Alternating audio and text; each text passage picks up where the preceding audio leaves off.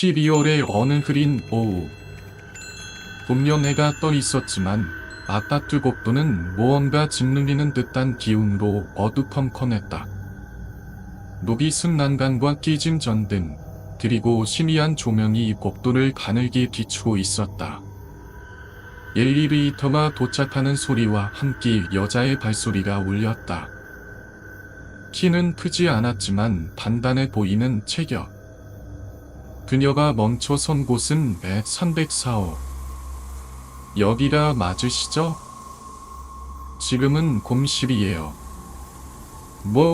좀 불편한 소문은 있지만 싸니까요. 중개업자는 쭈뼛대며 설명을 이어갔다. 여자 하윤서 29세. 그녀는 말을 자르듯 짧게 대답했다. 계약할게요. 5를 봐도. 중개인은 놀란 듯 눈을 깜빡였다. 대부분의 사람들이 이 집에 들어오길 꺼려했기 때문이다.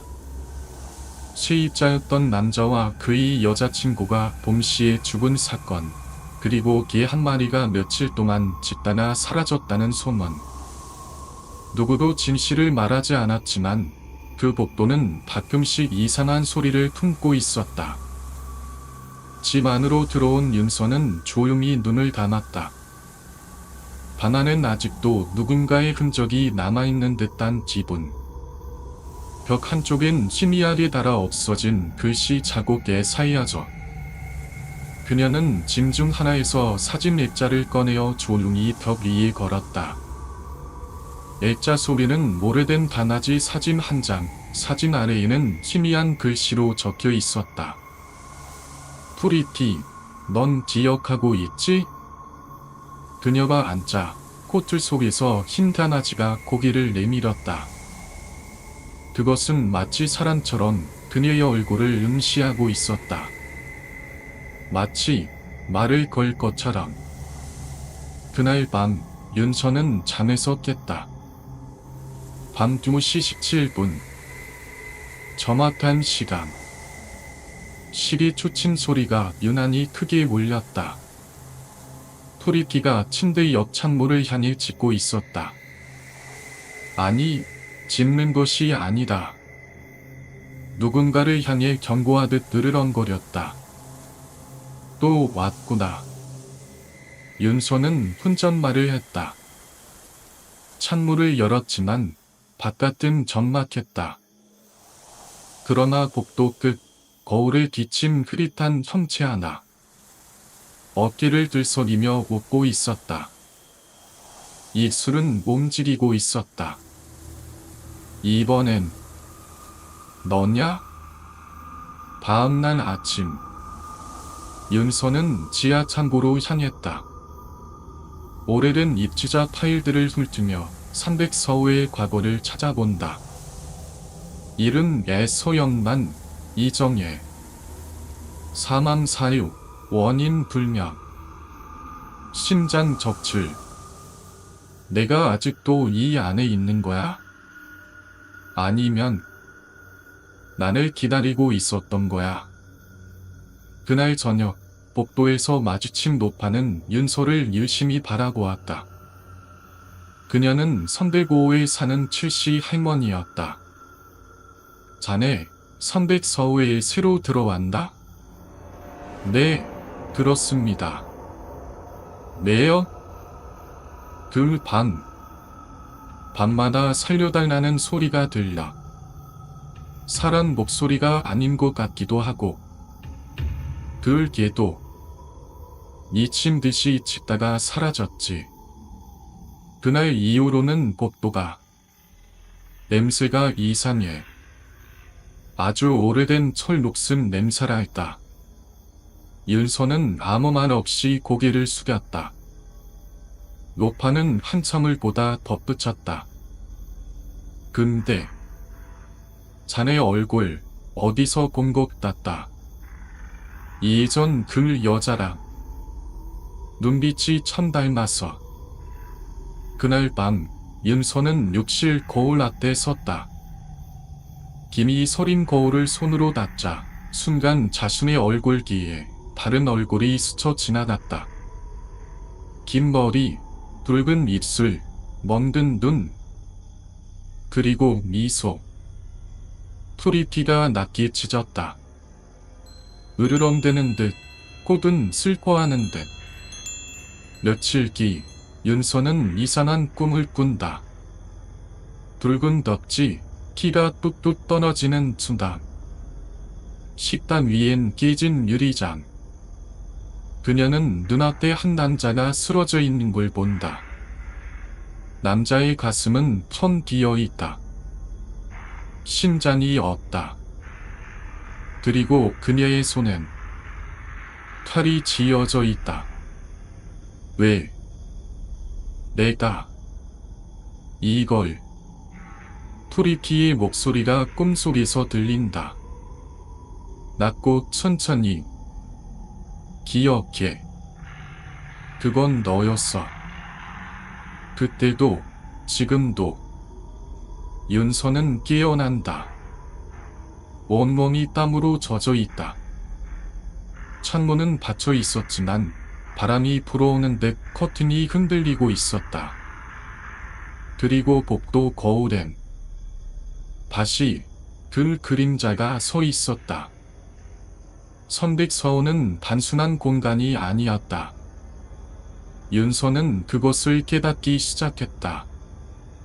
이 집은 무언가를 가두기 위해 만들어진 곳, 그리고 누군가, 혹은 어떤 존재는 그 안에 갇힌 것이 아니다. 기다리고 있었다. 그날 밤, 프리티가 처음으로 만회했다. 조용하고 낮은, 하지만 분명한 목소리로. 내가 선택해야 할 복수냐, 구원이냐. 윤서는 잠시 멈췄다. 그리고 대답했다. 이제 끝내야 해. 내가 끝내줄게.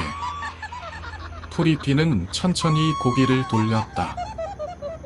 그의 눈동자 속엔 과거가, 불길한 죽음의 기억이, 그리고 무언가를 지켜보는 그림자가 스며 있었다. 선백서의 두 번째 문은 완전히 열리고 있었다. 바로 그날 밤이었다. 윤서는 잠든 프리티 옆에서 눈을 떴다. 찬반엔 발이 없었고 대신 누군가가 창문 유리에 손자국을 남긴 듯한 자국이 선명했다. 바깥은 고요했지만 창문을 열자 마치 어딘가에서 누군가가 그 틈을 기다렸다는 듯 싸늘한 공기가 밤 안으로 밀려들었다.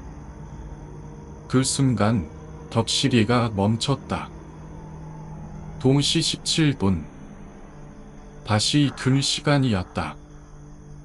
프리티가 갑자기 일어나더니 작은 방 쪽으로 천천히 걸어갔다. 문이 닫혀 있었지만 그는 그 앞에 가서 앉아 조용히 말했다. 안에 있어. 네 기억이. 윤서는 천천히 문을 열었다. 아무도 없었다. 그러나 책장 위에 분명 어제는 없었던 물건 하나가 놓여 있었다. 오래된 일기자. 피처럼 둥근 가죽으로 감싸진 그 일기자는 묘하게 따뜻했다.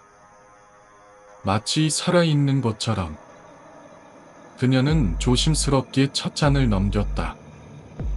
언더라인 쌓인 2003년 3월 1일. 오늘은 처음으로 그 사람의 집에 갔다. 그의 어머니는 눈을 마주치지 않았다. 그게는 나를 경계했고 나는 처음부터 이 집이 싫었다. 하지만 보는 필요했다. 언더라인 사인. 윤서의 손이 떨리기 시작했다. 페이지를 넘길수록 문자는 점점 흐트러졌고 마지막 몇 장은 글이 아닌 흠집과 핏자국만 남아있었다. 마지막 페이지 아래에 낯선 글씨체로 쓰인 단 한 문장. 언더라인 쌓인 선백서원은 기억을 먹는다. 언더라인 쌓인. 그 순간 방문이 쾅 하고 닫혔다. 프리티가 짖기 시작했다. 아니, 짖는 것이 아니다. 사람처럼 말하는 것처럼 울고 있었다. 그날처럼 반복되고 있어. 넌 또 속고 있어. 윤서는 책장을 다시 닫다. 그리고 그 아래 낡은 오디오 테이프 하나가 떨어져 있었다. 아무 표시도 없는 테이프. 그녀는 주섬주섬 거실로 나가 옛날 오디오의 테이프를 끼웠다. 띠에치 치즈 언더라인 사인 도와줘요. 제발 제발요. 저는 그런 의도가 아니었어요. 엄마 프리파 언더라인 사인. 윤서는 손을 입으로 틀어막았다. 그 목소리는 다름 아닌 자신의 목소리였다. 분명 녹음된 것이고 오래된 것이었지만 그것은 그녀의 비명이었다. 나는 저렇게 죽었었나. 프리티는 그 순간 만없이 그녀 옆에 와서 앉았다. 그리고 아주 천천히 말했다. 넌 죽은 게 아니야. 아직도 끝나지 않았을 뿐이야. 내가 그걸 끝내야 이번엔 제대로. 윤서는 테이프를 꺼내 손에 꼭 쥐었다. 마음 어딘가 깊은 곳에서 뭔가가 꿈틀대고 있었다. 잊고 있던 단정, 죄책감, 분노, 슬픔. 그리고 그 감정들의 끝에 복수가 있었다. 그녀는 속삭였다. 그래. 이번엔 내가 끝낼 거야. 내가 지켜봐줘. 프리티는 대답하지 않았다. 대신 작은 방의 거울을 향해 천천히 고개를 돌렸다. 거울 속에는 여전히 그녀의 모습이 비치고 있었지만 그 뒤에 누군가가 서 있었다. 희미하고 붉고 웃고 있는 그 여자였다. 선릿 서우의 공기는 무겁게 가라앉아 있었다. 눈을 감으면 들려오는 소리, 숨을 줄이면 느껴지는 기척, 그리고 문득 윤서의 몸이 스르르 앞으로 기울었다. 마치 누군가가 끌어당기듯. 갑작스러운 어지러움. 발밑이 툭 꺼지는 느낌. 그녀는 중심을 잃고 무너졌지만 몸이 바닥에 닿는 순간 맨 눈앞엔 완전히 다른 풍경이 펼쳐졌다. 그곳은 과거였다. 낡은 가구들, 식탁 위에 식지 않은 김치찌개, 거실엔 뉴스 소리가 흐르고 있었다. 그리고 주방 한켠, 뒷모습만 보이는 여자 하나. 붉은 원피스, 맨발, 흔들리는 어깨. 윤소는 그 광경을 멍하니 바라보다가 순간 자신이 투명하다는 것을 깨달았다. 거울에 비친 자신의 모습이 보이지 않았다. 이건 기억 속이다. 그 순간 여자가 고개를 돌렸다. 그녀의 얼굴. 다름 아닌 이정혜였다. 하지만 눈빛이 다르다. 지금의 윤서와 똑같았다. 공허하고 체념한 듯한 눈. 도망쳐야 했는데 난 왜 남았을까? 그녀는 혼잣말을 중얼거리며 식탁에 앉는다. 그리고 누군가가 초인종을 눌렀다. 띵, 내 돈. 문을 연 순간 남자 하나가 들어온다. 정고 건전한 체격. 조영대. 손은 종이봉투 하나. 니코틴. 정리 끝나면 바로 넣어. 정혜는 고개를 끄덕였다. 윤서는 숨을 숨겼다. 모든 퍼즐이 맞춰지고 있었다. 그날 밤 토리피 짓고 있었던 이유, 소년만이 갑자기 쓰러졌던 이유, 그리고 정혜가 죽었던 이유. 거실 소파에 앉은 조영대가 입을 연다. 이제 이 자식만 없으면 돼. 보험금 들어오면 우린 끝이야. 그때였다. 주방에 서있던 정혜가 천천히 칼을 꺼내 들었다. 이걸로 끝낼 수 있을까? 그녀는 웃지 않았다. 표정은 굳었고 손끝은 떨리고 있었다. 그 순간 토리피가 소리쳤다. 아니, 당시의 토리피. 지금의 윤서가 아닌 그때의 글가나지. 안 돼. 멈춰. 제발 그만해. 그러나 아무도 듣지 못했다. 오직 윤서만이 시간의 틈에서 그 절규를 들을 수 있었다. 왜 내가 그 기억을 보고 있는 거지? 윤서가 정신을 차렸을 땐 다시 선백서우의 거실이었다. 하지만 손엔 없었던 상처가 생겨 있었다.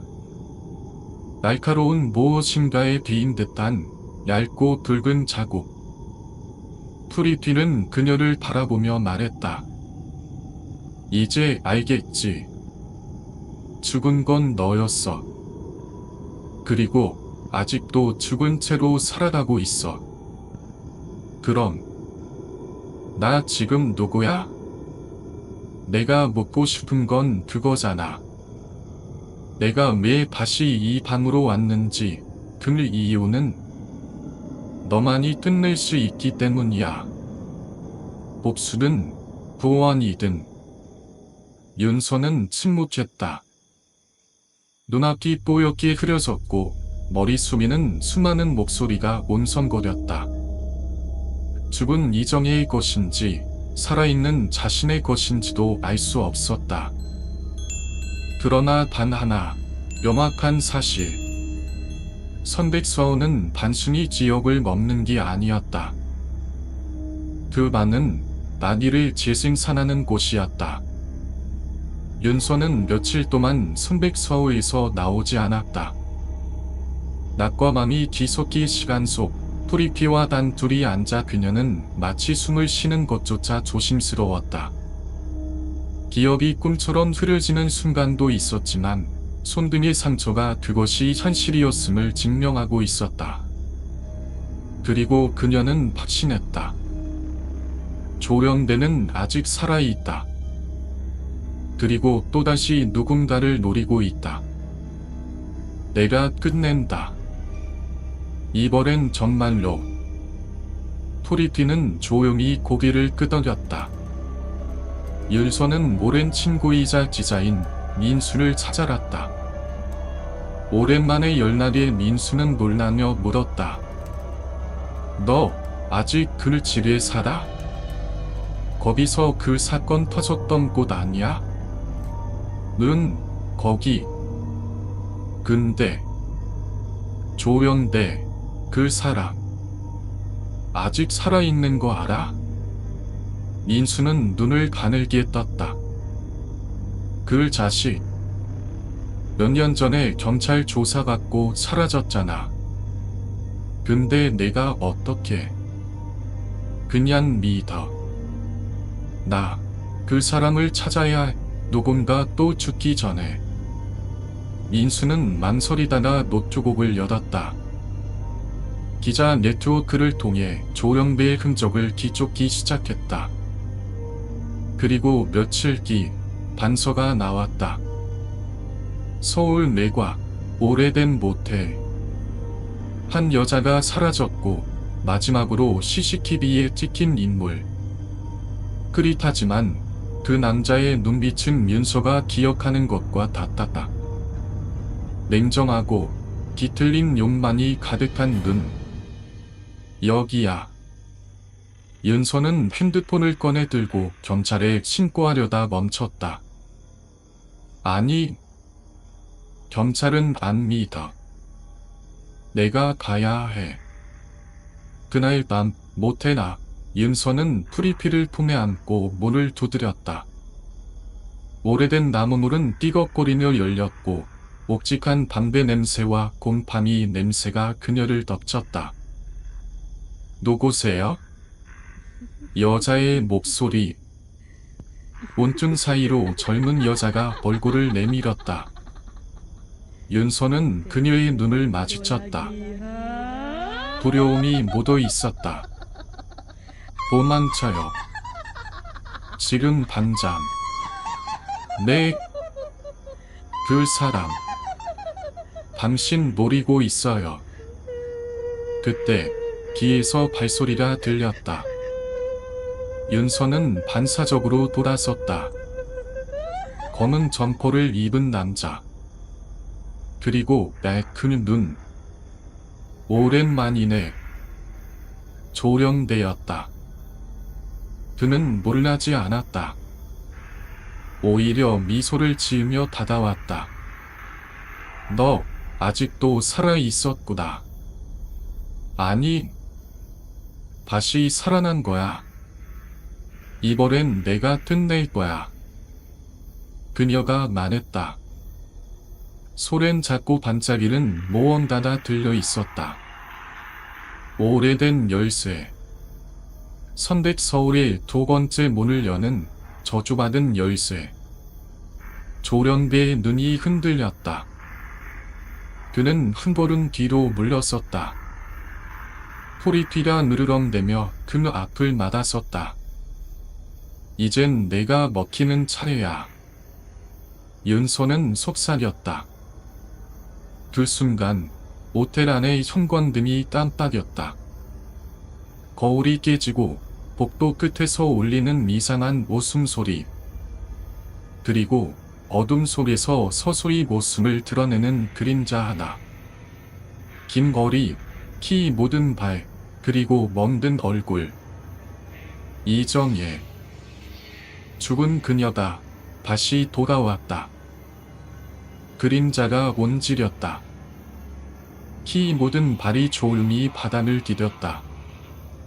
거울이 금이 가고 천장의 전등이 한 번 깜빡이며 꺼졌다. 정적이 흘렀고 그 틈에 조령비의 숨소리가 거칠어졌다. 이게 대체 뭐야? 너희가 다 미쳤어? 이정희의 훈령은 아무 말 없이 조영배를 향해 달아났다. 그녀의 눈엔 더 이상 인간적인 감정이 없었다. 사랑도 분노도 아닌 나텀 긴 고요. 도망칠 수 없어. 윤서가 말했다. 이건 단지 복수가 아니야. 너는 내가 만든 지역에 삼켜지는 거야. 프리티는 그의 옆에서 짖지도 않았다. 대신 그의 눈동자는 금빛으로 번쩍였고 윤서의 손에 들린 열쇠가 서서히 빛을 내기 시작했다. 열쇠가 그녀의 손에서 떠올라 소금을 다늘자 모텔 벽 한쪽이 갈라지며 이상한 문 하나가 드러났다. 마치 현실과는 다른 차원의 문, 붉고 거칠며 끊임없이 숨쉬는 듯한 큰 문. 이게 뭐야? 조영배는 뒷걸음질 쳤다. 이건 꿈이지. 이건 현실이 아니야. 이정혜는 그를 바라보며 입을 열었다. 그날 내가 나에게 했던 말 기억나? 그만해. 제발. 넌 그저 도구야.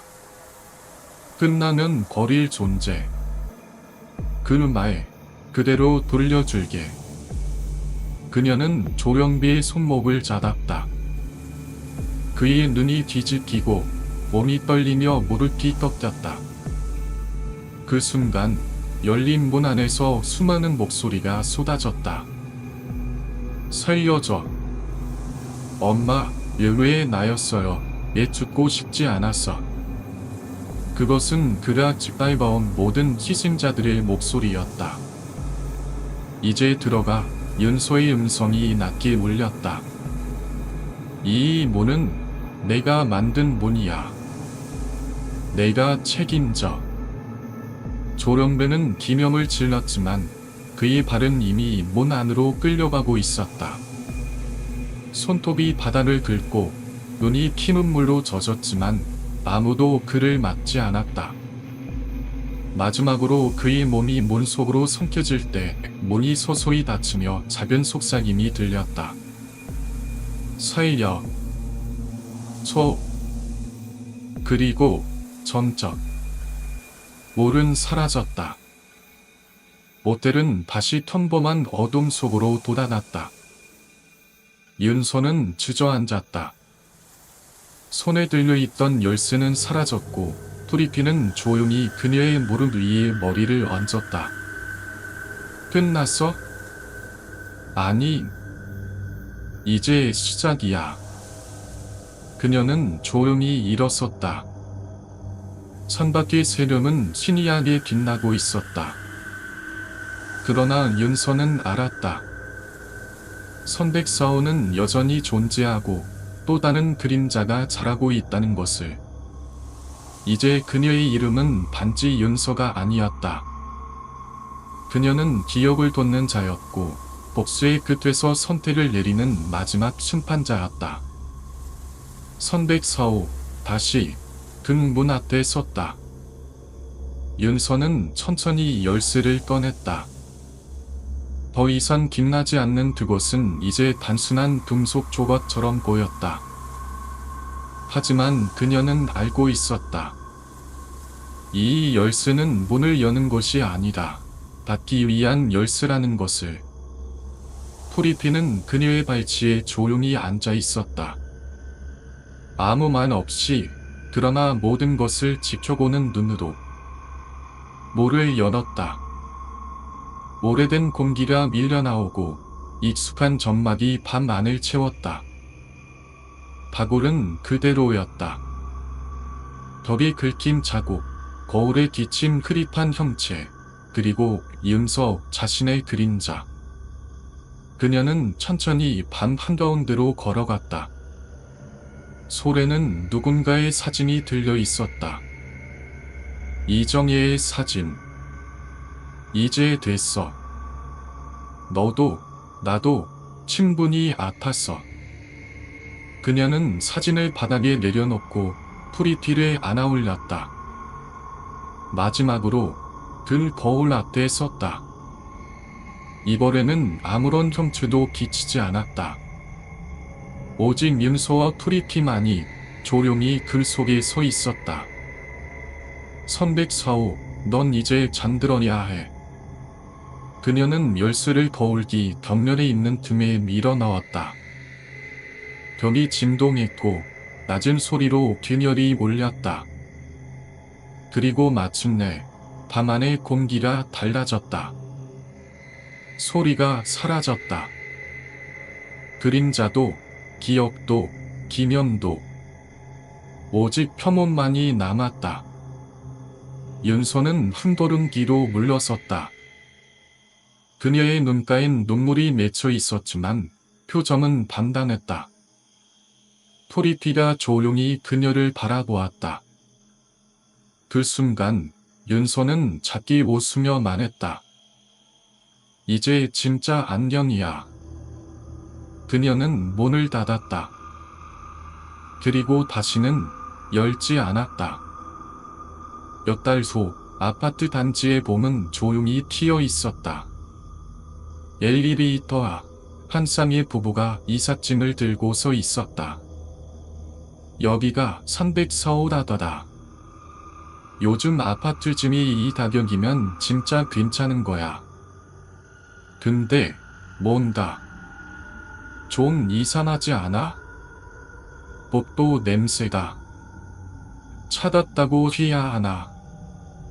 남자는 웃으며 말했다. 기분 탓이겠지. 아무 일 없을 거야. 우리 새 출발하는 거니까. 엘리베이터 문이 닫혔다. 복도 끝 거울에는 아무것도 비치지 않았다. 하지만 그 순간 아주 작게 아주 멀리서 개 짖는 소리가 들렸다.